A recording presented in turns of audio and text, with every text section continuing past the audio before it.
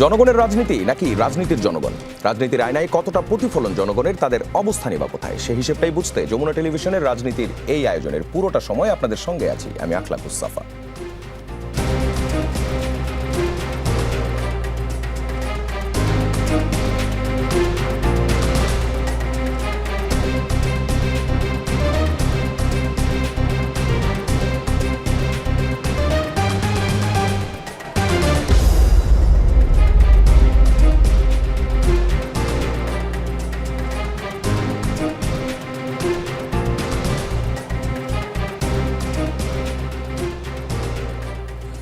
সংসদের আলোচনায় washing machine, oven, পর্দা বিতর্ক, এ নিয়ে আজও সংসদে আলোচনা।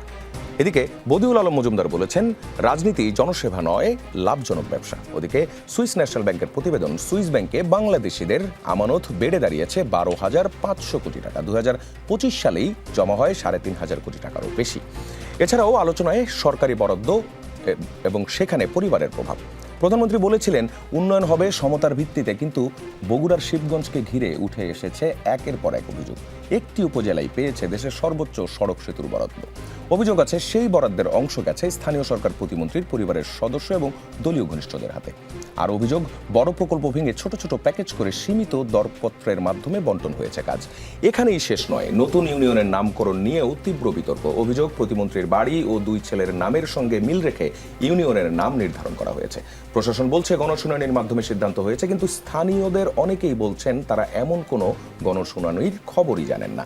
এসব নিয়েই আজ আমাদের আলোচনা। আমাদের সঙ্গে আছেন নওগাঁ 3 আসনের বিএনপি দলীয় সংসদ সদস্য ফজলে হুদা বাবুল এমপি এবং যুগ্ম সাধারণ সম্পাদক জাতীয়তাবাদী কৃষক দল। আমাদের সঙ্গে আছেন অ্যাডভোকেট শাহ মোহাম্মদ মাহফুজুল হক, আমির বাংলাদেশ জামায়াতে ইসলামী শাহবাগ পশ্চিম থানা এবং সাবেক সভাপতি বাংলাদেশ ইসলামী ছাত্র শিবির ঢাকা বিশ্ববিদ্যালয়। শুরুটা করতে চাই অ্যাডভোকেট শাহ মোহাম্মদ মাহফুজুল হককে দিয়ে। সংসদে ওয়াশিং মেশিন, পর্দা এবং ওভেন নিয়ে যে আলোচনা, সেই আলোচনাটা থেকে যদি শুরু করি, আজও এ নিয়ে আলোচনা হয়েছে। সংসদ কি এমপিদের বিলাসী পণ্য চাওয়ার জায়গা, নাকি জনগণের চাওয়া পাওয়া নিয়ে কথা বলা, আইন প্রণয়ন বা সংশোধন করার জায়গা? জি, ধন্যবাদ আপনাকে। আপনার মাধ্যমে সম্মানিত সহ আলোচক এবং যমুনা টেলিভিশনের দর্শক শ্রোতা মণ্ডলীকে স্বাগত জানাচ্ছি আজকের আলোচনায়। যে বিষয়টা বলেছেন, আসলে সংসদ হচ্ছে যে জনগণের জন্য, জনগণের অধিকার নিয়ে কথা বলা, দেশের নীতি নির্ধারণ, আইন প্রণয়ন এবং দেশের উন্নয়নের জন্য ভূমিকা রাখার জায়গা। তো সেই জায়গাতে অবশ্যই আপনি যে বিষয়টা নিয়ে এসেছেন, যে একজন এমপি, আমাদের দলীয় একজন এমপি, তিনি ওভেন বা হচ্ছে যে মেশিন, পর্দা, সকল বিষয় বলেছেন। যদিও তিনি এই বিষয়টা ওনার ব্যক্তিগত বিষয় হিসেবে ওনাকে দিতে বলেন নাই, তিনি বলেছেন ওভারঅল যা এমপিদের যে বাসা বা যে এমপিদের জন্য যে ফ্ল্যাট, সেখানে এইগুলো নেই, এগুলোর ব্যাপারে বলেছেন। আমি মনে করি তার জায়গা থেকে একজন এমপি হিসেবে তার এটা এখানে বলা উচিত হয় নাই, এবং এটা না বললেই পারতেন, না বললে ভালো হতো, যেহেতু এই সংসদে জনগণের টাকা ব্যয় হয় এবং সেখানে এরকম সিলি বিষয় না বললে ওনার জন্য ভালো হতো। কিন্তু উনি ওভারঅল এমপিদের বিষয়ে এই কথাটা বলেছেন এবং বিতর্কের সৃষ্টি হয়েছে এবং এটা নিয়ে আলোচনা হচ্ছে। যদিও এটাকে খুব বড় করে এখন দেখে, মানে এটা নিয়ে আমি দেখলাম যে আজকেও সংসদে ব্যাপক আলোচনা হয়েছে এবং আমাদের আন্দোলন প্রার্থ হয়তো নিজে সব কিছু দিয়ে দিতে চেয়েছেন। তো এরকম অনেকের হয়তো অনেক বড় টাকা আছে, অতীতের অনেক কিছুর সঞ্চয় আছে, তো সেগুলো থেকে ওনারা দিয়ে দিতে পারেন। তাই আমি মনে করি এটা আসলে অবান্তর একটা বিতর্ক, এর বিতর্ক না হওয়া উচিত এবং এরকম বিষয় সংসদে আলোচনা না হয়ে জনগণের অধিকার, জনগণের নিরাপত্তা এবং জনগণের দেশের উন্নয়ন, দেশের আইন শৃঙ্খলার উন্নয়ন এবং দেশ কিভাবে আমরা আজকের এই আধুনিক বিশ্বে, গ্লোবাল ভিলেজে আমরা কিভাবে বিশ্বে মাথা উঁচু করে দাঁড়াতে পারি, সেই জায়গাগুলো, সেই বিষয়গুলো এখানে প্রায়োরিটি পাওয়া উচিত এবং সেটাই আলোচনা হওয়া উচিত। আচ্ছা, এটা কি আপনার ব্যক্তিগত মন্তব্য, নাকি হচ্ছে যে আপনাদের দলের মধ্যেও এই আলোচনাটা এইভাবে চলছে? দলের মধ্যে এটাই আলোচনা, যে এটা আসলে কেউ ভালো আলোচনা সবাই রিসিভ করে, কোনো বিষয় সিলি বিষয় আসলে সেটাতে কেউ ভালোভাবে দেখেন না। কিন্তু আজ আবার সংসদে বিরোধী দলীয় নেতা তিনি আবার এটাকে প্রোটেক্ট করেছেন এবং তিনি আদালুর রহমান পার্থকেও বলেছেন যে তার কাছে তো চাইনি, সবার জন্য চাইছেন। আমি তো এই কথাটাই বললাম যে যেহেতু এটা স্পিকারকে অ্যাড্রেস করে একটা কথা বলা হয়েছে, তো স্পিকারকে অ্যাড্রেস করে বলা হয়েছে এবং সকল সংসদ সদস্যদের ব্যাপারে সংসদের মানে উনি চেয়েছেন, উনি ওনার ব্যক্তিগতভাবে চান নাই। তো এই বিষয়টা ওনার ব্যক্তিগত চাওয়া না চাওয়ার বিষয়টা, সেটা হচ্ছে যে স্পিকার সেটা রুলিং দিবেন বা স্পিকার সেটা রুলিং দিয়েছেন যথার্থ যথার্থভাবে তিনি এটাকে কমিটিতে আলোচনা করতে বলেছেন। তো এরপরে আবার এটাকে নিয়ে এসে একজন সংসদ সদস্যকে অপমান করা বা হচ্ছে যে ব্যক্তিগতভাবে নিজের পকেট থেকে দিয়ে দেওয়ার মতো বিষয় নিয়ে তাকে হচ্ছে যে এই বলাটা তো আসলে এটা সৌজন্যতা না, এটা হচ্ছে যে অসৌজন্যমূলক। সেই বিষয়টাই আমাদের মাননীয় বিরোধী দলের নেতা সেই বিষয়টা তুলে ধরেছেন। জি, ধন্যবাদ আপনাকে। ফজলুদ্দৌলা বাবুলের কাছে আসতে চাই। বিরোধী দলের সদস্য ওয়াশিং মেশিন, ওভেন, পর্দা চেয়েছেন। আপনাদের জায়গা থেকে যদি বলে, আন্দালিব রহমান পার্থ তিনি নিজে ওভেন কিনে দিতে চাইলেন, প্রধানমন্ত্রীকে রিকোয়েস্ট করলেন তিনি যেন ওয়াশিং মেশিনটা কিনে দেয় এবং স্বরাষ্ট্রমন্ত্রীকে বললেন পর্দার দায়িত্বটা নিতে। এবং এরপর তিনি আরও কিছু কথা বলেছেন যে সংসদকে এইভাবে বিব্রত করা অথবা এই ধরনের আলোচনাগুলো কেন আসছে, এই বিষয়টা আসছে। মানে সরকার দলের সদস্য যারা আছে তাদেরকে অলরেডি এই পণ্যগুলো আছে, ব্যাপারটা কি এরকম? জি, ধন্যবাদ। বিসমিল্লাহির রহমানির রহিম। আমি শুরু করতে চাই একটা অন্য খবর দিয়ে। আমাদের ভালো খবরগুলো একটু আলোচনা করা উচিত। সেটা হচ্ছে আমাদের নারীরা আপনি কি এই প্রশ্নের টি-টোয়েন্টি উত্তরটা দেন, ওয়ার্ল্ড তারপর আমরা ওটাতে বিশ্বকাপে যাই। যে হ্যাঁ, ইংল্যান্ডের মাটিতে ইংল্যান্ডকে হারিয়েছে, এই জন্য তারা একটা শুভেচ্ছা অভিনন্দন পেতেই পারে। এটাই, এই জন্য আমি আমার ব্যক্তিগত পক্ষ থেকে এবং দলের পক্ষ থেকে আমি তাদেরকে শুভেচ্ছা এবং অভিনন্দন জানাচ্ছি। দ্বিতীয় কথা হচ্ছে, সংসদে যে কথাটা হয়েছে এটার স্পিকার রুলিং দিয়েছে, কথা হয়েছে, আলোচনা হয়েছে। যে প্রশ্নটা এসেছে সেটা হচ্ছে যে সংসদে কি এইসব কথা বলবার জায়গা কিনা। যদি আপনি বলেন এক কথায়, আমি বলবো যে না, সংসদে কথাবার্তাগুলো হওয়া উচিত সংসদীয় রীতিনীতি অনুযায়ী এবং আইন নিয়ে, দেশের জনগণকে নিয়ে এবং দেশকে নিয়ে, সাধারণ জনগণের যেগুলো স্বার্থ রক্ষার বিষয় আছে সেসব বিষয় নিয়ে। এটাই স্বাভাবিক একটা প্রক্রিয়া। হ্যাঁ, ওনার হয়তো বাংলাদেশ জামাতে ইসলামের এবং 11 দলের অনেকেই এর আগে কোনোদিনও পার্লামেন্ট মেম্বার হননি, আমরাও হইনি। তো যেটা হয়, বিরোধী দলে থাকলে সব কিছুতেই একটা আরেকজনকে একটু ব্লেম দিলে বোধহয় ভালো লাগে। নাই, হচ্ছে না, ঠিক নয়, কেন হয়নি, এসব বললে একটু ভালো ফিল হয়, হাততালি পাওয়া যায়, জনগণের খুব কাছে যাওয়া যায়, সমর্থন আদায় করা যায়। এরকমটা ভেবেও হয়তো উনি বলেছেন। আমার বাসায়ও পর্দা লাগেনি এখনো। পর্দা লাগানো শুরু হয়েছে 6 নম্বর থেকে, 5 হয়েছে, 4 হয়েছে, হয়তো আগামী 2-1 দিনের মধ্যে 3 নম্বর থেকে শুরু হবে, পর্ণাখাল পাড়ায়ও হবে। তো টাইম লাগে, কারণ 350 হাউস, আপনি জানেন, মানে আপনার নিজের বাড়িতে করতে গেলে কত কি করতে হয়। এখানে সব অ্যামিনিটিসগুলো অ্যারেঞ্জ করতে হয়েছে এবং সেগুলা যে অবস্থায় ছিল সেখান থেকে রেনোভেট করতে হয়েছে। সো ইটস টেকিং টাইম, এটা একটা বিষয়। তবে এই যে মানে এমনভাবে তারা বলছিলেন বাংলাদেশ জামাতে ইসলামী যে তারা বোধহয় রাষ্ট্রের স্যালারিটুকুও নিবে না, এরকম একটা ভাব ছিল তাদের শুরুতে। কিন্তু দেখুন, রাজনীতি তো আসলে এইভাবে হয় না। রাজনীতি, আপনি পার্লামেন্ট মেম্বার হয়েছেন, একটা স্পেসিফিক স্যালারি পাবেন, আপনার আইন অনুযায়ী কিছু সুবিধা পাবেন। সেই সুবিধার মধ্যে একটা সুবিধা হচ্ছে আপনি একটা ফ্ল্যাট পাবেন ব্যবহার করার জন্য, যতদিন পর্যন্ত আপনি সংসদ সদস্য থাকবেন ততদিন। এবং সেই জিনিসগুলোর জন্য ফ্যাসিলিটি ডিপার্টমেন্ট আছে, সংসদে মাননীয় স্পিকারের অফিস আছে, ডেপুটি স্পিকারের অফিস আছে, সংসদে আপনার চিফ হুইপ আছেন, বিরোধী দলের চিফ হুইপ আছেন, সরকারি দলের আছেন। যে সেই জায়গাগুলোতে যে এই কোয়ারিগুলোটাই সেটাই শ্রেয় ছিল। এটাই এসে আসলে আপনি জানেন যে এই সংসদে এর আগেও এরকম ব্যক্তিগত অনেক কিছু নিয়েই কথা হয়েছে। একজন যারা বলে বেড়াতেন যে জীবনে কিছুই নেবেন না, তারাও কিন্তু সংসদে বলেছিলেন যে আমাদের একটা গাড়ি হলে কেমন হয়।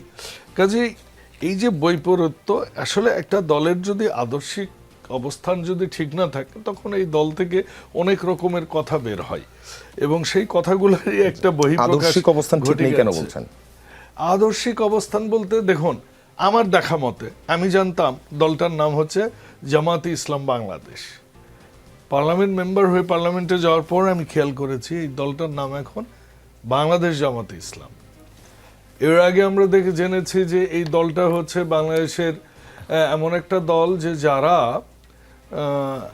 আল্লাহর আইন চাই, সৎ লোকের শাসন চাই। তারা আমেরিকার এম্বাসিতে যে বলে আসলেন আমরা শরিয়া আইন মানি না, এবং এই স্লোগানটাও কিন্তু এখন আর নেই। কাজে এই যে দ্বিচারিতা, আমরা 47, 71, 88, 86 এগুলাতে আমরা যাচ্ছি না, না যেয়ে আমি বলছি যে অন্তত এই সময়েও যে স্ট্যান্ডগুলো, এটার মূল কারণ হচ্ছে যে তারা এখনো আমার মনে হয় রাজনীতিটা কি করবেন, কোন প্রেক্ষাপটে করবেন, এটা বোধহয় ঠিক করাটা প্রত্যেকটা রাজনৈতিক দলের একটা খুব দায়িত্বের মধ্যে পড়ে। এইটাই মূল বিষয়। আর দ্বিতীয় যে বিষয় সেটা হচ্ছে সংসদ চলে হচ্ছে কার্যপ্রণালী বিধি, সংবিধান, স্পিকারের রুলিংয়ের উপর। কাজেই কার্যপ্রণালী বিধিতে আপনি যখন বাজেটের বক্তব্য দিতে যাবেন তখন বাজেটের উপর বক্তব্য দেওয়াটাই ভালো। হ্যাঁ, রাজনৈতিক কথা আসবে, এলাকার কথা আসবে, তো ওই জায়গায় এসে যখন, হ্যাঁ উনি আরেকটা কথা বলছেন, আমাদের সহ আলোচক অ্যাডভোকেট শাহ মোহাম্মদ মাহফুজুর রহমান একটা কথা বলেছেন, উনি তো শুধু নিজের জন্য বলেননি, সবার জন্যই বলেছেন। সবার জন্যই বলেছেন, সবার জন্য বলার জন্য ওনাদের চিফ হুইপ আছেন, ডেপুটি চিফ হুইপ আছেন, ওনাদের বিরোধী দলের নেতা আছেন, বিরোধী দলীয় উপনেতা আছেন, তারা একটা ফ্লোর নিয়ে এইটা একটা জানতে চাইতে পারতেন। কিন্তু যখন একজন সংসদ সদস্য এই জিনিসটা রেইজ করে বাজেট অধিবেশনে, বাজেটের মধ্যে, তখন আসলে এটা একটু হাস্যরসের এবং একটু সরকার দলীয় একজন সংসদ সদস্য তিনি গতকাল সংসদের চেয়ার নিয়ে কথা বললেন, সেখানেও কিন্তু এই প্রোটোকলটা মানা হয়নি। যেমন চিফ হুইপ বলতে পারতেন, কিন্তু তিনি চেয়ার নিয়ে কথা বললেন, চেয়ারে হাত কেটে যাচ্ছে, এমনটা কি আসলে হচ্ছে না? বিরোধী দল বললে কিন্তু সেটা উনি কিন্তু বাজেট বক্তব্যে বলেননি, উনি কিন্তু পয়েন্ট অফ অর্ডারে বলেছেন। তো আজও তো আন্দালিব রহমান পার্থ ইয়েতে বললেন, পয়েন্ট অফ অর্ডারে বললেন, এবং জামায়াত আমিরও পয়েন্ট অফ অর্ডারটা কিন্তু উনি অ্যাকসেপ্ট করেনি, বলছেন যে এটা কিন্তু পয়েন্ট অফ অর্ডারে আসে না, স্পিকার তো রুলিং দিয়েছেন সেটা। কিন্তু বাজেট বক্তব্যের সময় তো এটা একটু হাস্যরসেরই উদ্রেক করেছে যে পার্লামেন্ট সদস্যদের পর্দা নেই, ওভেন নেই, এটা জাতির সামনে সংসদে বলা। জি, আবার আপনারও যে চেয়ারের কথাটা বলছেন, আমি বাজেট বক্তব্যের কথা দিকে যদি বাইরেও যাই, সংসদে যে খরচ হয় আমরা এর মধ্যে জানি, এর মধ্যে সবারই জানি, সংসদের চেয়ারের, সংসদের যে কোনো নিরাপত্তা নিয়ে পয়েন্ট অফ অর্ডার উঠতে পারে। আপনি কার্যপ্রণালী বিধি পড়ে দেখেন, এটি তো একটা নিরাপত্তাজনিত বিষয়। যখন একটা পেরেক লেগে আপনার হাতের রক্ত বের হবে, তো সে তো একটা পয়েন্ট অফ অর্ডারের বিষয়, এ তো বাজেট বক্তব্য নয়। দুটোকে আপনি একসাথে মিলিয়ে ফেললে তো হবে না। আচ্ছা, এই চেয়ারগুলোর কি কোনো সংস্কার রিনোভেশন হয়নি 5 আগস্টের পরে? কারণ সেই সময় তো অনেক কিছু ভাঙচুরও তো হয়েছে। এটা আমার জানা নেই, এটা আমার জানা জি, নেই। এটা আগেরটাই না আবার সংস্কার করেছে, এ ব্যাপারে আমার ধন্যবাদ আপনাকে। আমরা শাহ মোহাম্মদ মাহফুজুল হকের কাছে যদি আবারও ফিরি, আদর্শিক জায়গায় দ্বিচারিতা করছে জামায়াত এবং এখনো কি নিয়ে রাজনীতি করবে জামায়াত বুঝে উঠতে পারছে না, এই অভিযোগের বিপরীতে কি বলবেন? না, বাইরে তো বুঝবে না, কারণ সরকারি দল, এবং হচ্ছে যে বাইরে না বুঝলেও বাংলাদেশের মানুষ বুঝে আর কি। বাংলাদেশের মানুষ বুঝে বিদায় বাংলাদেশ জামাত ইসলামী একসময় আমরা দেখতাম যে এরকম আপনাদের টক শোগুলোতে বা বিভিন্ন চ্যানেলে, পত্রিকায়, মিডিয়ায় সংবাদ হইতো যে জামাত ইসলামের আসলে ভোটার হার হচ্ছে যে 4% বা কখনো 2%, কখনো 0.5, এরকম আলোচনা আসতো। তো সেই জায়গায় জামাত ইসলামীর আলোচনা এবং জামাত ইসলামীর রাজনীতি এদেশের মানুষ বুঝে, জামাত ইসলামী যে একটা কল্যাণমূলক রাষ্ট্র প্রতিষ্ঠা করতে চায়, জনবান্ধব একটা দুর্নীতিমুক্ত, অ্যাকাউন্টেবিলিটি সম্পন্ন একটা স্বচ্ছ জবাবদিহিতামূলক রাষ্ট্র গঠন করতে চায়, সেটার জন্য বাংলাদেশের মানুষ, আপনি দেখবেন জামাত ইসলামী যে ভোট পেয়েছে, দলীয় যে আসনগুলোতে জামাত ইসলামী নির্বাচন করেছে সেটা প্রায় 42%। তো অতএব আর জোটগতভাবে সেটা যদি আপনি সবগুলো আসন ধরেন, তাহলে সেখানে হচ্ছে জামাত ইসলামী কি নিয়ে রাজনীতি করতে চায় বাবুল ভাইরা বুঝেন না ঠিকও, কিন্তু এদেশের মানুষ বুঝে বিদায় জামাত ইসলামীকে আজকের এই জায়গায় নিয়ে এসেছে দেশের মানুষ। আমি মনে করি ভাই যে এটা বললেন দ্বিচারিতার রাজনীতি তো ভাইরা করেন, কারণ হচ্ছে যে এই গণভোটে নিয়ে তারা হচ্ছে যে ভোটের আগে জনগণকে ভোট দিতে বললেন, ভোট চাইলেন, প্রধানমন্ত্রী চাইলেন, ওনাদের স্বরাষ্ট্রমন্ত্রী চাইলেন, সবাই মিলে চাইলেন। আর যখন ভোট হয়ে মানে সরকার গঠন করলেন, তখন হচ্ছে ওনারা আর গণভোট মানে না, তখন আর ওই 69% মানুষের মতামতের কোনো গুরুত্ব নাই। তো এটাকে দ্বিচারিতা বলে না, এটাকে মুনাফিকি বলে না, প্রতারণা বলে না। আর হচ্ছে জামাত ইসলামী যে কথাটা বলছেন, উনি শরিয়া চাওয়া না চাওয়া, জামাত ইসলামী স্পষ্টভাবে বলছে যে জামাত ইসলামী আজকে বাংলাদেশ এই রাষ্ট্রটা একটা গণতান্ত্রিক রাষ্ট্র, গণতান্ত্রিকভাবে চলছে। এখানে মানুষ যে প্রচলিত আইন আছে, সিস্টেম আছে, সেই সিস্টেমে আমরা রাজনীতি করছি। এখন ইসলামী শরিয়া আইন প্রতিষ্ঠা করা রাতারাতি হয় না, একদিনই হয় না, চাইলে হয়ে যাবে না। সেখানে যদি এদেশের মানুষ শরিয়া আইন চায় তাহলে আপনি দিবেন না কেন? শরিয়া আইন চাইলে গণতন্ত্র তো হচ্ছে যে যদি জনগণ যা চাইবে সেটা আপনি হচ্ছে গণতন্ত্র সেটা দিবেন। তো সেই যখন মানুষ চাইবে তখন সেটা হবে। কিন্তু এটা ইসলামী শরিয়া বা ইসলামী রাষ্ট্র ব্যবস্থা এটা চাপিয়ে দেওয়ার বিষয় না। চাপিয়ে দেওয়ার যদি বিষয় হতো, আল্লাহ রাসূল সাল্লাল্লাহু আলাইহি ওয়াসাল্লাম মক্কাতে জন্মগ্রহণ করেছেন, মক্কাতে নবুয়ত আসছে, সেখানে হচ্ছে যে শরিয়া আইন প্রতিষ্ঠিত হতো, কিন্তু সেটা হয় নাই, সেখানে অধিকাংশ মানুষ চায় নাই। সেজন্য মদিনাতে গিয়েছেন, মদিনাতে অধিকাংশ মানুষ সেটাকে সাপোর্ট করেছে এবং সেখান দিয়ে শুরু হয়েছে। এরপর মক্কা বিজয়ের মাধ্যমে পরিপূর্ণভাবে ইসলামী রাষ্ট্র প্রতিষ্ঠিত হয়েছে। অতএব ইসলামী যেই শরিয়া কথাটা জামায়াতে ইসলামী ইউএস এম্বাসিতে যে বলে আসলো সেই কথাটা মানুষের কাছে ক্লিয়ার করে না কেন? মানুষের কাছে ক্লিয়ার করে সবসময় বলছে যে আমরা এই মুহূর্তে ক্ষমতায় আসলে আপনারা কিভাবে দেশ চালাবেন। বলছে আমরা এই মুহূর্তে ক্ষমতায় আসলে আমরা হচ্ছে যে প্রচলিত যে আইন আছে সেই আইনে আমরা দেশ চালাবো, আমরা এই মুহূর্তে শরিয়া আইন চালু করবো না, এই কথাটা বলছে। কিন্তু জামাত ইসলামী শরিয়া আইন চায় না, জামাত ইসলামী ইসলামী রাজনীতি পরিত্যাগ করছে, জামাত ইসলামী ভিন্ন কিছু চাইছে, এই কথা তো বলে নাই। কিন্তু এটাকে ভিন্নভাবে মিসকোট করে, মিসলিড করে মানুষকে মিসগাইড করার চেষ্টা করে, জাতিকে মিসগাইড করার চেষ্টা করছে। জাতি জামাত ইসলামী জানে, জামাত ইসলামীকে চিনে, জামাত ইসলামী যারা করে তারা প্রত্যেকটা এলাকার মানুষের সাথে সুপরিচিত। না ধর্ম, কর্ম, নামাজ, রোজা বা হচ্ছে আমানতদারিতা, জবাবদিহিতা সব জায়গায় এদেশের মানুষ জামাত ইসলামের উপর বিশ্বাস রাখে বিদায় আজকে ইসলামী ব্যাংক বাংলাদেশের এক নম্বর ব্যাংক। আজকে জামাত ইসলামের উপর আস্থা রাখে বিদায় আজকে মানুষ ওই হিন্দু বৌদ্ধরাও পর্যন্ত ইবনে সিনাতে সেবা নিতে আসে। আজকে জামাত ইসলামের পরিচালিত শিক্ষা প্রতিষ্ঠানগুলো বাংলাদেশের প্রত্যেকটা জেলায় আপনি খোঁজখবর নিয়ে দেখবেন যে সেগুলো শীর্ষে অবস্থান করছে, কারণ জামাত ইসলামীতে মানুষ আস্থা পায় বা জামাত ইসলাম মানুষকে ট্রাস্ট করে। কল্যাণে জামাত ইসলামী কি রাজনীতি করে ভাইরা বোঝেন না। যখন এই যে করোনার সময় গিয়েছে, যখন মা তার সন্তানকে কবর দেখতে যায় নাই, সন্তান তার বাবাকে কবর দিতে যায় নাই, তখন জামাতের কর্মীরা ওই বাড়িতে গিয়ে ওই যে ডেড বডিকে সেখানে কবরের ব্যবস্থাপনা করেছে, অ্যাম্বুলেন্স দিয়েছে, ফ্রি অক্সিজেন সার্ভিস দিয়েছে।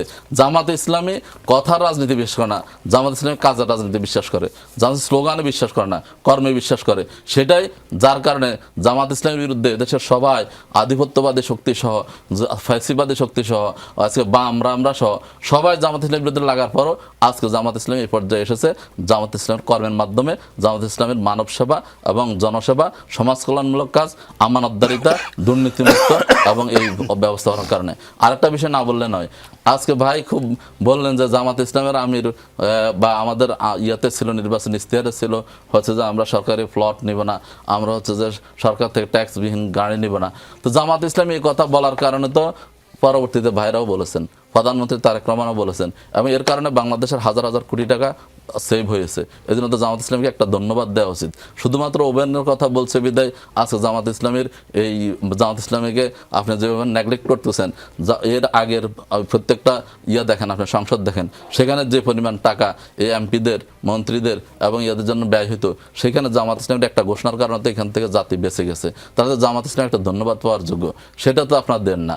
এরপর হচ্ছে জামাত ইসলামী বাংলাদেশে আজকে রাজনীতিতে বিরোধী দল হিসেবে যে ভূমিকা রাখতেছে, বিরোধী দল মানে কি বাংলাদেশে জ্বালাও পোড়াও, বিরোধী দল মানে হচ্ছে সংসদ বয়কট করা, বিরোধী দল মানে হচ্ছে হরতাল অবরোধ। জামাত সেটা না গিয়ে বলছে আমরা সংসদকে কার্যকর করব। জামাত ইসলামী আজকে বিকল্প বাজেট দিচ্ছে।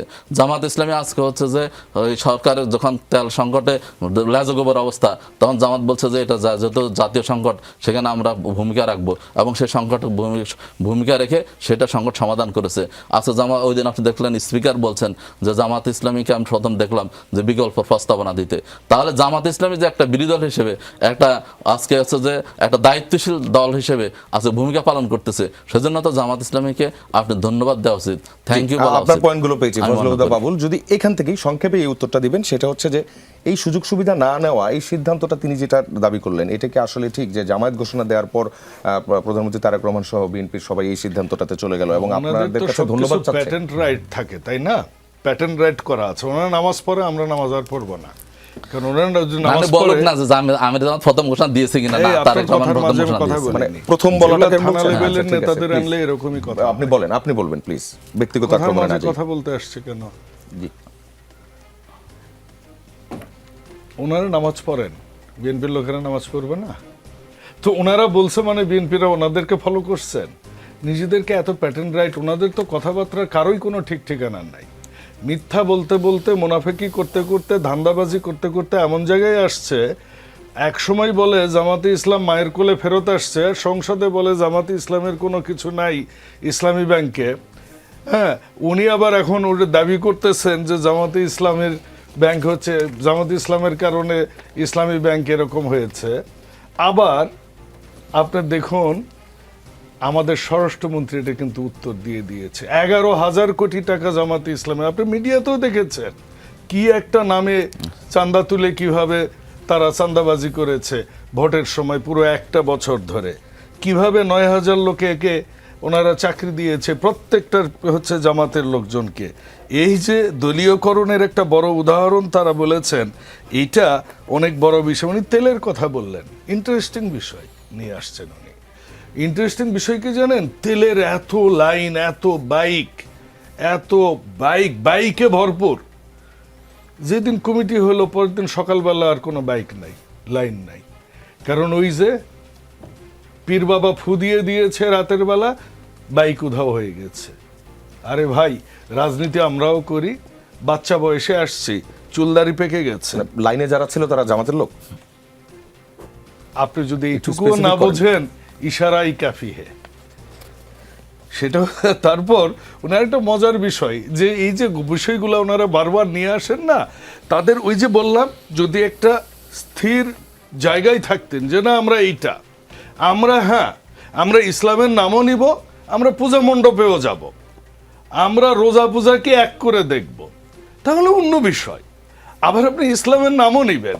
আমি নিজেও তো বাজেট অধিবেশনে বলেছি, জামরুল ইসলাম ইসলাম নয়, কামরুল ইসলাম ইসলাম নয়, জামাতে ইসলামও ইসলাম নয়, ইসলামী ব্যাংকও ইসলামী না।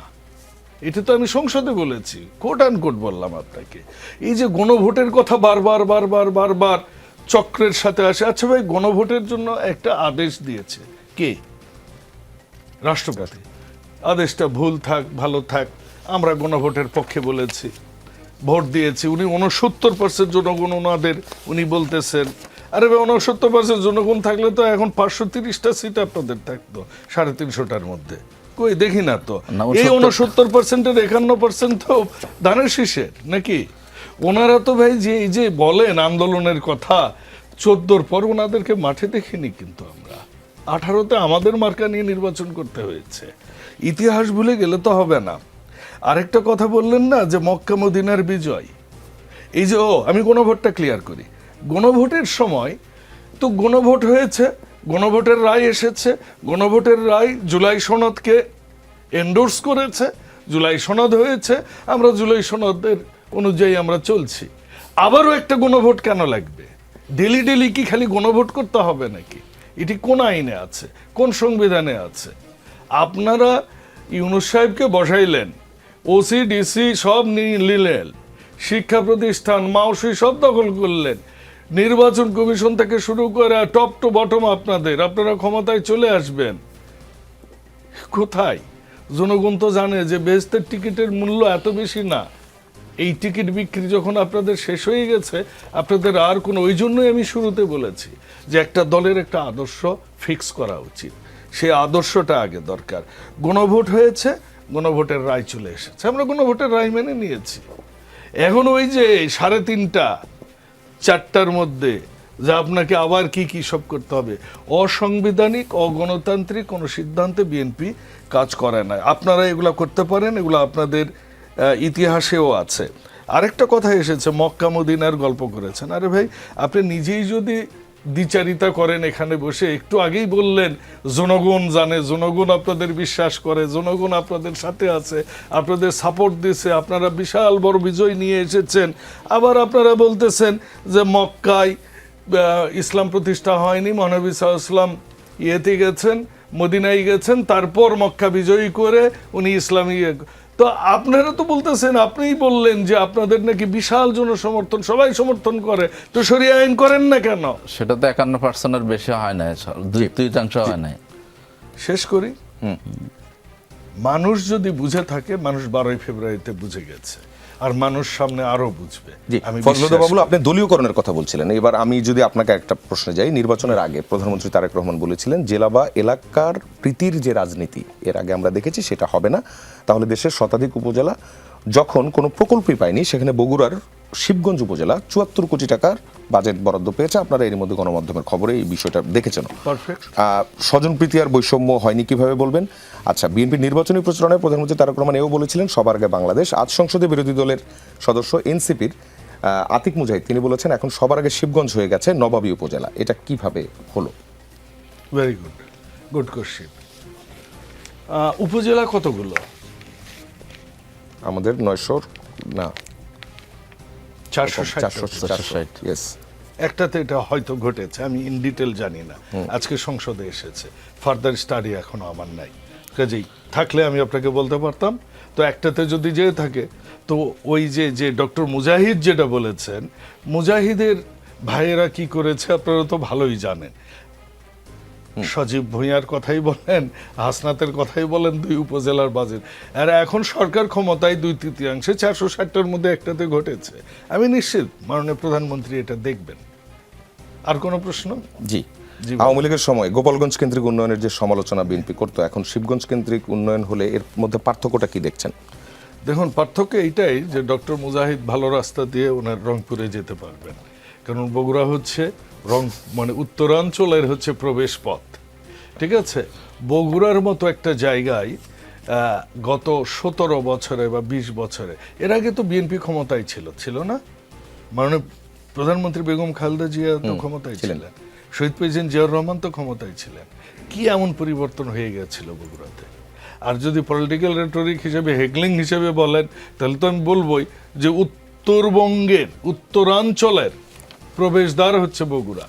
বগুড়া এখন যে অবস্থায় আছে এর চেয়ে অন্তত 100 গুণ বেশি ওই জায়গাটাই ডেভেলপ হওয়া উচিত। আপনি বৃহত্তর রংপুর বলেন, বৃহত্তর দিনাজপুর বলেন, আপনি নওগাঁ বলেন, জয়পুরহাট বলেন, নাটোর বলেন, রাজশাহী বলেন, চাপাই বলেন, সবাই বগুড়ার উপর দিয়ে যাওয়া আসা করি। আর আমার বাড়ি তো বগুড়ার পাশে, আমি তো জানি বগুড়ার যে অবস্থা। বগুড়াতে একটা ব্রিজ পর্যন্ত নাই। সারিয়াকান্দি থেকে যদি জামালপুরে একটা ব্রিজ হতো, বগুড়ার লোকের মানে এই জন্য কি ওখানে এখন বেশি দিয়ে ব্যালেন্স করা হচ্ছে? না, আমি সেটাতে বলছি না, আমি তো ওই জন্যই আচ্ছা, বললাম জি। যে আমি যদি ওই যুক্তির খাতিরে বলতে চাই, অবশ্যই এটা উচিত না এবং সুষম হবে। আপনি আস্থা রাখুন, মাননীয় প্রধানমন্ত্রী এটা সুষম করবেন। জি, আরেকটা বিষয়, প্রতিমন্ত্রী তিনি নিজে সংসদের একটা ব্যাখ্যাও দিয়েছেন। প্রতিমন্ত্রীর বাড়ি, ছেলে সীমান্ত, ছেলে দিগন্ত সবকিছুর সঙ্গে মিলিয়ে যে ইউনিয়নের নামগুলো করা হয়েছে, এটাকে কি জনগণ কাকতালীয় ঘটনা হিসেবে বিশ্বাস করবে কিনা, যেটা প্রতিমন্ত্রী সংসদে বলেছিলেন। এরপর কিন্তু সরজমিন যে অনুসন্ধানগুলো হয়েছে সেখানে উঠে এসেছে উল্টো খবর। গণশুনানি একটি হয়েছে বলা হচ্ছিল, কিন্তু সেই শুনানিটা হয়নি বলেই প্রতীয়মান হচ্ছে। প্রস্তাবক যুবদলের 2 নেতা।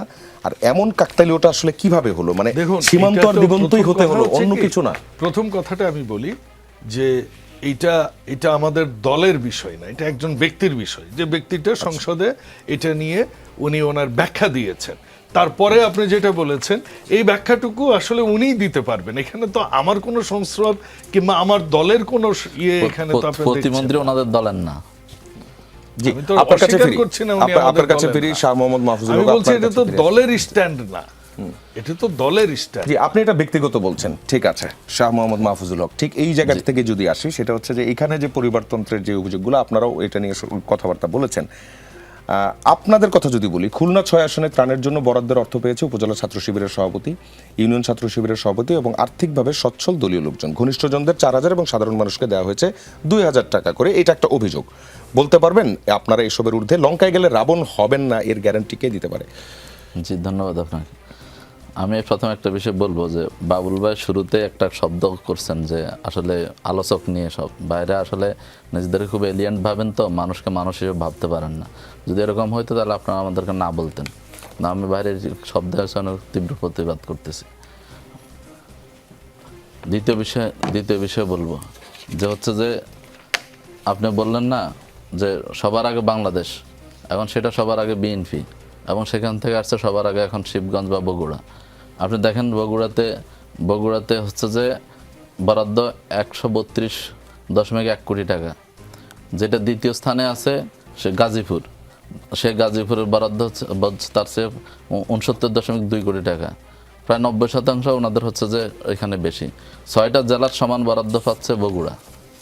তাহলে এরপর হচ্ছে যে আপনার 74 কোটি টাকার প্রকল্প শিবগঞ্জ, আপনি নিজে বললেন, যেটা 20টা উপজেলার বাজেটের সমান।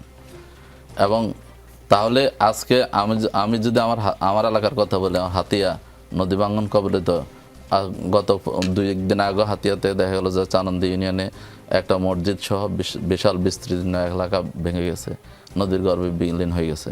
প্রতিদিনে হাতিয়ার একটা বড় অংশ নদী গর্ভে বিলীন হয়ে যাচ্ছে, কিন্তু হাতিয়ার মানুষ আজকে উন্নয়ন থেকে বঞ্চিত। সেখানে আজকে একটা ব্লক দিয়ে এই নদী ভাঙন থেকে হাতিয়াকে রক্ষা করার জন্য সরকারের বাজেট নাই, বা সেটার জন্য আমরা কোনো উন্নয়নের বাজেট বা সেখানে কোনো কার্যক্রম দেখতে পাই না। এখন যেহেতু প্রধানমন্ত্রীর এলাকা, আগে ছিল গোপালগঞ্জ মানে বাংলাদেশের দ্বিতীয় রাজধানী গড়ে তোলার জন্য পরিকল্পনা ছিল, এখন হচ্ছে বগুড়া সেই জায়গায় স্থান দখল করে নিয়েছে। এখন বরাদ্দর মানে হচ্ছে যে সব কিছু এখন বগুড়া সবার উপরে। তো 20টা মানে 6টা উপজেলার বাজেট একটা বগুড়া পায়, এবং শিবগঞ্জ 20টা উপজেলার সমান বাজেট পায়। আর বাকি উপজেলা, অনেকগুলো উপজেলা বাজেট পায় নাই, বরাদ্দই পায় নাই। তো এটা যদি হয় তাহলে এটা হচ্ছে যে বৈষম্য। এই বৈষম্যের বিরুদ্ধে কিন্তু বাংলাদেশের আমরা ওই জানি যে আন্দোলন সংগ্রাম সবসময়, এই বিশেষ করে এই 5ই আগস্টের আন্দোলনও হয়েছে বৈষম্যের বিরুদ্ধে। তো বৈষম্য যদি হয় জেলা উন্নয়নের ক্ষেত্রে, জেলা উপজেলার ক্ষেত্রে, সেটা অবশ্যই মানুষ সেটা মেনে নেবে না, সেটাকে অবশ্যই খেয়াল রাখতে হবে। এরপর হচ্ছে যে ভাই একটা কথা বললেন, ইসলামী ব্যাংক থেকে স্বরাষ্ট্রমন্ত্রী যে লোনের কথা বললেন, সেখানে উনি বললেন যে 22,000 কোটি টাকা আরডিএস প্রকল্প থেকে লোন নেওয়া হয়েছে, এবং হচ্ছে যে সেখান থেকে নাকি 11,000 কোটি টাকা নাকি জামাত ইসলামী ইয়াতে মানে হচ্ছে যে নির্বাচনের জন্য ব্যয় করছে। কিন্তু খোঁজখবর নিয়ে দেখা গেল যে সেখানে ওই সময় লোন হয়েছে 6,000 কোটি টাকা। তাহলে কোথায় 22,000 কোটি টাকা, কোথায় 11,000 কোটি টাকা, আর কোথায় মানে একটা তথ্য জাতিকে দিয়ে প্রতারণা মানে বিভ্রান্ত করা যায়, কিন্তু আসলে মানে এটাকে মানুষকে সঠিক তথ্য দেওয়া উচিত, ভুল তথ্য দেওয়া উচিত না। এরপর হচ্ছে যে আজকে আমরা ভাই জামাত ইসলাম না, ওনাদের স্বরাষ্ট্রমন্ত্রী বলছে মির্জা ফখরুল ইসলামও ইসলাম না, মানে হচ্ছে যে না। তো এইসব কথাবার্তা একটু মানে আমাদের হিসাব করে বলা উচিত। এরপর হচ্ছে যে ওনার গণভোটের ব্যাপারে ভাই বললেন যে গণভোট 69% ভোট দিয়েছে, হয়েছে জুলাই সনদের আগে চলতেছে। কোথায় জুলাই সনদের আগে চলতেছে, কি চলতেছে, এটা একটা কথা বলে দিলে হলো। জুলাই সনদ কীভাবে বাস্তবায়ন হবে সেটা কি লেখা নাই? সেখানে কি আজকে কি উচ্চকক্ষ গঠিত হয়েছে? জুলাই সনদের যে 4টা প্রশ্ন ছিল, বিরোধী দলকে তো ডেপুটি স্পিকার দেওয়ার কথা বলা হয়েছিল, প্রধানমন্ত্রী নিজেই বলেছেন, কিন্তু সেটা তো বিরোধী দল দেয়নি। মানুষকে ধোঁকা দেওয়ার জন্য, মানুষকে বলার জন্য যে বিরোধী দল তো সুযোগ নিয়েছে, আর কিসের জুলাই সনদ দরকার। জামাত ইসলাম তো সেই ফাঁদে দেয় নাই। আজকে হচ্ছে যে 69% মানুষ ভোট দিয়েছে, ওনারা হচ্ছে যে সংবিধান সংস্কার পরিষদ গঠন করবে, সেটার হচ্ছে তিনি হচ্ছে শপথ নিলেন না। এরপর হচ্ছে যে আজকে গণভোটের মধ্যে ভাই বললেন যে এখন আবার দ্বিতীয়বার গণভোট কে চেয়েছে আমার কাছে?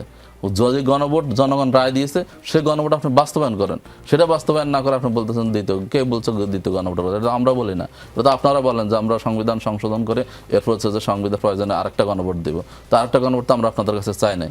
আমরা তো বলছি জনগণ রায় দিছে, 69% মানুষের মধ্যে 51% আপনারা। হ্যাঁ আপনারা, তো আপনাদের রায়কে আপনারা এখন প্রত্যাখ্যান করতেছেন কেন, অস্বীকার করতেছেন কেন? তারেক রহমান নিজে গণভোটের পক্ষে রায় দিয়ে এখন সেটাকে অস্বীকার করতেছে কেন? এটা কি জাতির সাথে প্রতারণা না, তামসা না? তাহলে এত টাকা খরচ হলো কেন?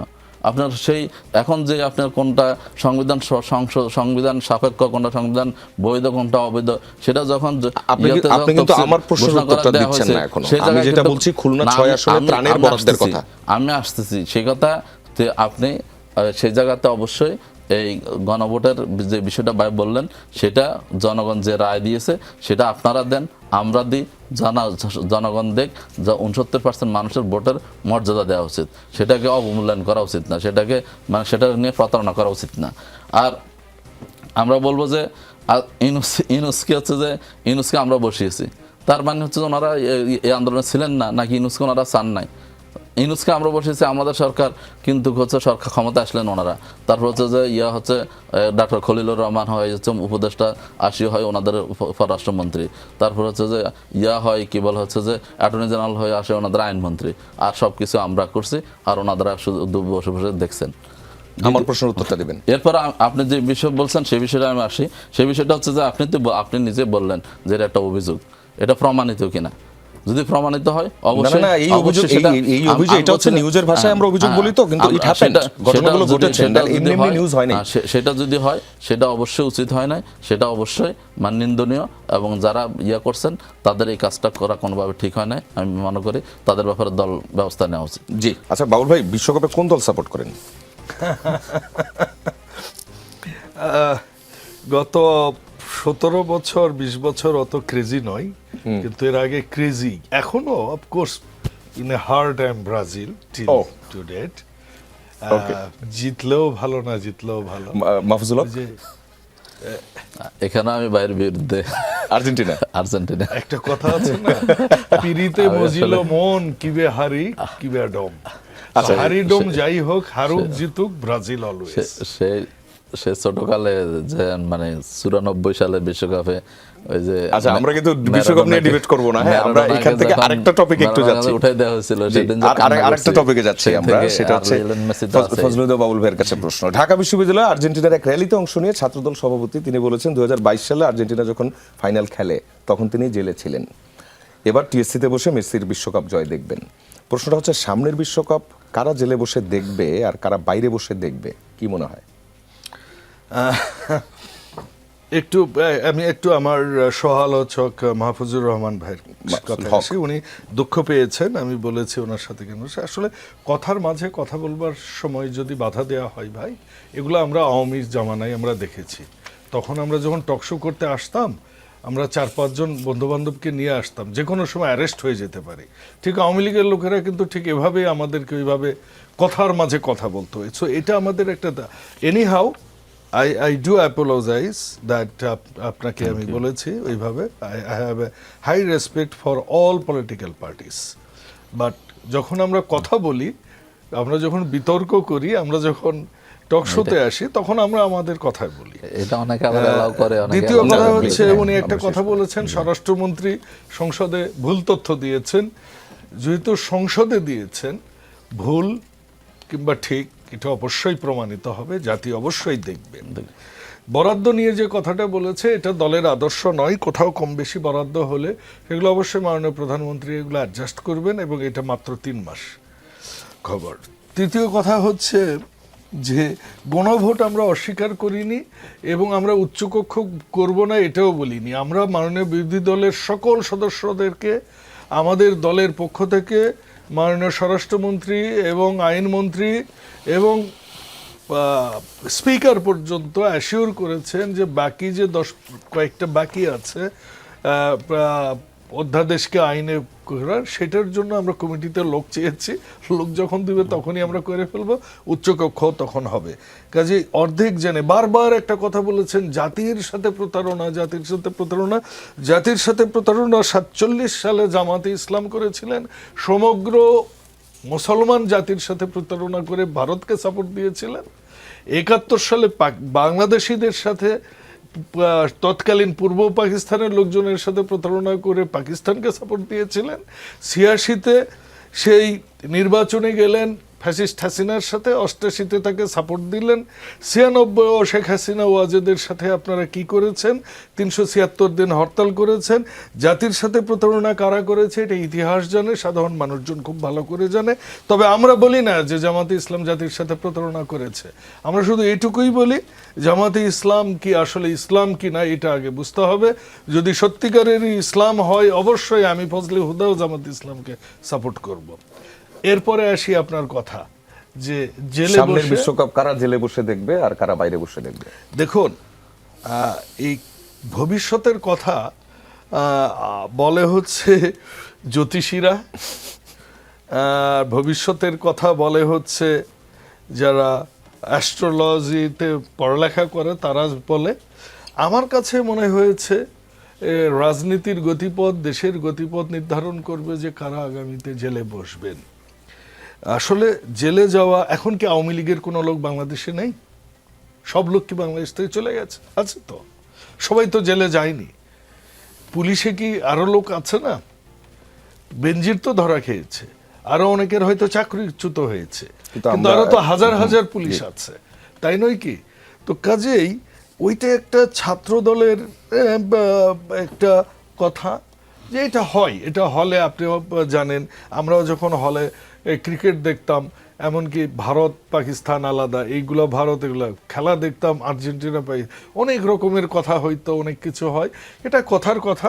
আমি চাই না যে আমাদের দেশের কোনো রাজনৈতিকবিদ জেলে যাক। এই সংস্কৃতি থেকে আমরা বের হয়ে আসি যে রাজনীতি করা মানেই জেলে যেতে হবে। আমি যখন জেলে যাই প্রথমবার, তখন আমাকে অনেক বন্ধু বান্ধব, বিশেষ করে আওয়ামী ঘরানার বলেছে, জেলে না গেলে নেতা হতে পারবা নাকি?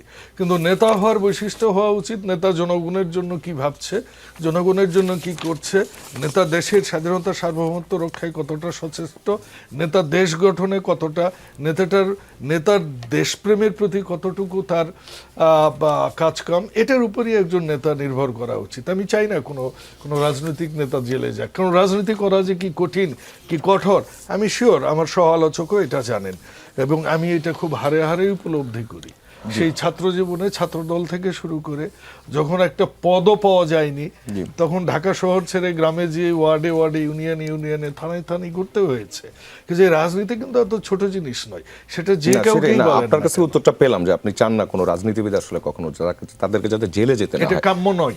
জি হ্যাঁ, রাজনীতিবিদ যদি অন্যায় করে, মানে আপনি সেই রাজনীতিবিদদের কথাই বলছেন যে রাজনীতিবিদরা এগুলো করবে না, সেটাই তো এক্সপেক্ট করছেন। জি, কিন্তু ওই যে প্রতিশোধ হিসেবে ম্যাডাম খালেদা জিয়াকে জেলে রাখতেই হবে, কিংবা অনেক ইসলামী চিন্তাবিদকে হ্যাং করতেই হবে, এই যে মানে একটা প্রতিশোধের স্পৃহা, বা নিজের কি বলবো, যে নিজের ক্ষমতার দম্ভ দেখানো, দেখিয়ে অন্য রাজনীতিবিদকে আপনার জেলে পাঠানো, এটা অবশ্যই। ধন্যবাদ আপনাকে। শাহ মোহাম্মদ মাহফুজুল হকের কাছে যদি ফিরি, আপনাদের একজন এমপি বলেছেন এই বাজেট চানাচুরের মতো, দেখতে শুনতে ভালো কিন্তু খেলে পেট খারাপ হবে। প্রধানমন্ত্রী বলেছেন গতকাল সিলেটে মৌলভীবাজারে, যারা এই বাজেটের সমালোচনা করছে তাদের ব্যাপারে সতর্ক থাকতে হবে, তারা নিজেদের স্বার্থে বাজেটের বিরোধিতা করছেন, জনগণের স্বার্থে নয়। প্রশ্নটা হচ্ছে, বাজেটের কোন অংশটা বাস্তবায়ন করতে গেলে পেট খারাপ হবে বলে আপনাদের মনে হয়? আচ্ছা, জি, ধন্যবাদ আপনাকে। আমি সরাসরি আপনার প্রশ্নের একটু উত্তর দিব, তার আগে আমি একটা বিষয় একটু সংক্ষেপে যেতে হবে এখন। ভাই অনেকগুলো বিষয় ছিল, তো আমি একটু বলি। যেমন এইটা নিয়ে আজকে আমি দেখলাম যে আমাদের প্রধানমন্ত্রীও বললেন যে জামাত ইসলামীকে ওনারা আন্দোলন সংগ্রামে দেখেন নাই, যেটা ভাইও বললেন 14 সালের পর থেকে জামাত ইসলামী নাকি ওনারা আন্দোলন সংগ্রামে দেখে নাই। আর আসলে জামাত ইসলামী আন্দোলন সংগ্রামে ছিল না ছিল, এটা তো আপনারা সবাই দেখেছেন নিশ্চয়ই। কারণ হচ্ছে যে এই যখন March for democracy Begum Khaleda Zia ডাক দিলেন, আমাদের রফিকুল ইসলাম খান ভাই সংসদে এটা বলেছেন যে হচ্ছে সেই দিন সবাই মিলে মিটিং করলেন, নেতৃবৃন্দ মির্জা ফখরুল ইসলাম আলমগীর সকালবেলা কোথায় থেকে মিছিল করবে, কোথায় কে বের হবে, কার নেতৃত্ব হবে, কিন্তু সকালবেলা দেখা গেলো যে সবার মোবাইল অফ, কাউকে খুঁজে পাওয়া যাচ্ছে না। আর ওইদিকে ছাত্র শিবির মিছিল করে আমাদের শহীদ মনসুর শাহাদাত বরণ করে এই রামপুরাতে, পুলিশ গুলি করে, তো আমাদের ভাইরা অ্যারেস্ট হয়। এরপরে একইভাবে ওই শাপলা চত্বরে সেদিনও খালেদা জিয়া সবাইকে ডেকেছেন, যার যা আছে সবাই নিয়ে আসেন, কিন্তু সেদিনও ভাইদের অনেকের সেদিন সময় হয় নাই, আমাদের ভাইরা জীবন দিয়েছে, শহীদ হয়েছে। এবং সব এই আন্দোলনেও 5ই আগস্টের আন্দোলনের সময়ও আপনি দেখেছেন আওয়ামী লীগ জামাত ইসলামীকে নিষিদ্ধ করেছে। পুলিশের সেই ভিডিও এখনও ভাইরাল, যে আমাদের কাছে যা তথ্য আসছে সব ছাত্র শিবিরের নেতৃবৃন্দ তারা হচ্ছে তাদের মোবাইল থেকে এগুলো হচ্ছে, আমরা সেটা ধরলাম, এবং জামাত ইসলামী ছাত্র শিবির সবাইকে নিষিদ্ধ করা হলো। তো এরপরে হচ্ছে যে ভাইরা হচ্ছে যে জামাত ইসলামী আন্দোলনে ছিল, আমরা এটা ওনারা দেখেন না। তো না দেখলে চোখ যদি কেউ বন্ধ করে রাখে তাহলে তো সেটা হচ্ছে, তো সেটা তো খুব সংক্ষেপে। ইয়ার আপনি বাজেটের যে বিষয়টা বলেছেন, বাজেট আমরা মনে করি বাজেট দিয়েছে, সেটা হচ্ছে যে বাজেটের যে লক্ষ্যমাত্রা ধরা হয়েছে, মানে হচ্ছে এনবিআর এর যে আমাদের 3 লাখ কোটি টাকাকে ডাবল করে 6 লাখ কোটি টাকা 6 লাখ কোটি টাকা ধরা হয়েছে। তো এটা আসলে অতীতে কখনো হয় নাই, যেটা অবাস্তব, মানে কাল্পনিক। এরপর হচ্ছে যে এখানে ব্যাংক থেকে ঋণের যে ওনারা বলছেন যে ওনারা হচ্ছে যে কি করবে, ওনারা হচ্ছে যে বিনিয়োগ বান্ধব হবে, ওনারা হচ্ছে যে উন্নয়ন বান্ধব হবে।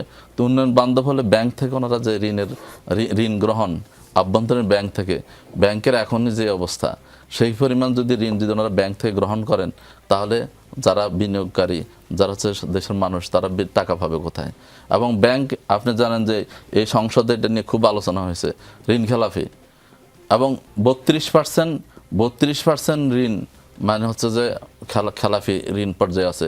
এবং সেটা যদি আপনার যে মামলা মোকদ্দমা এবং হচ্ছে যে আপনি যদি ধরেন হচ্ছে যে বিভিন্নভাবে রিশিডিউল করার এগুলো যদি আপনি বাদ দেন, সে ধরেন প্রায় 60%। সরাসরি যদি আজ সংসদে বললেন যে ঋণ খেলাপি নাই, ঋণগ্রস্ত থাকতে পারেন না, ঋণ খেলাপি দে আর লিগালি ক্লিন। বললাম তো, সার্টিফিকেট তো ওনারা মানে যেহেতু দিয়েছে, কি বল, নির্বাচন কমিশন দিয়েছে, এবং নির্বাচন কমিশনকে বাধ্য করা হয়েছে। যে সময় নির্বাচন, ওনারা মবের কথা বলেন, তো মব তো সেদিন ওনারা ওই নির্বাচন কমিশনের চারপাশে ঘেরাও করে রেখে যখন এইগুলো বাতিল হওয়ার কথা, সেই সময় বাতিল না করে সেগুলোকে বৈধ করে নিয়েছেন। এবং নির্বাচন কমিশন বলেছেন, আমি অনেক কষ্টের সাথে, অনেক মানে ইচ্ছার বাইরে গিয়েও আমাকে করতে হয়েছে। তো সেটা তো ওনারা যদি এখন ঋণ খেলাপি না বলেন, সেটা তো আমরা কি বলবো, এখন ওনারা ক্ষমতাসীন, ওনারা যা বলবেন সেটাই তো আইন। এরপর আপনি আরেকটা প্রশ্ন করেছেন যে ইয়ার ব্যাপারে, আমাদের হচ্ছে যে কি বলে আগামী বিশ্বকাপকে বাইরে থাকবে ভিতরে দেখবে। আসলে একটা বিষয় আমার খুব দুঃখ লাগে, আজকে আসতে বলছি যে বিএনপি এবং জামাতের বিভিন্ন বিষয় নিয়ে এত বেশি আলাপ আলোচনা হয়, মানে আওয়ামী লীগের কোনো বিষয় নিয়ে আর আলাপ হয় না, মানুষ ওগুলো ভুলে যাচ্ছে। আজকেও এসেছে যে ট্রাইব্যুনালে যে এক থানার ওসি ক্রসফেয়ার দিতে কি হয় নাই, বরিশালের রাজি হয় নাই, বিদ্যা পাশের থানার ওসিকে ডেকে নিয়ে এসে ছাত্রদল যুবদলের 2জনকে ক্রসফেয়ার দেওয়া হয়েছে। এরপর হচ্ছে যে আমরা দেখেছি যে ট্রাইব্যুনালে যে কথাগুলো এসেছে, যে আপনার হলো যে মানুষকে গুম করে নিয়ে নদীর কূলে নিয়ে সেখানে হচ্ছে প্যাট কেটে তারপর হচ্ছে নদীতে ভাসিয়ে দেওয়া হতো, লাশগুলোকে সেখানে নদীতে ফেলে দেওয়া হতো। এবং গুম খুন থেকে শুরু করে ছোট শিশুদের যেভাবে করেছে, আজকে সেই বিচার আজকে কি বাণী নিবৃত্তে কাটছে। এখন পর্যন্ত কারো ফাঁসি হয় নাই, এখন পর্যন্ত সাজা মানে হচ্ছে সাজা কার্যকর বিচার।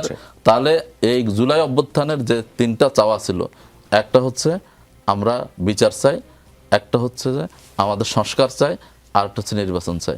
নির্বাচন হয়েছে, কিন্তু বিচার এবং সংস্কার এই চাওয়া কিন্তু আমি খুব স্বল্প সময়ের জন্য ফজলুল বাবুর কাছে আসতে চাচ্ছি। চানাচুর বাজেট বলে যে একটা বিশেষণ তারা উপস্থাপন করেছেন, কি বলবেন? এবং যেটার প্রথম পয়েন্ট আমরা শুনলাম 3 লাখ। আপনার সমস্যাটা কি জানেন? আপনি উপস্থাপক মানুষ, কিন্তু আপনার একটা সমস্যা হচ্ছে আপনি আম গাছ থেকে তেঁতুল গাছ থেকে আপনি নাক ফজলি আম চাচ্ছেন, এটা তো আপনি পাবেন না, এটা সম্ভব নয়। এটা এই কারণেই এটা এরকম শব্দ চয়ন হয়েছে।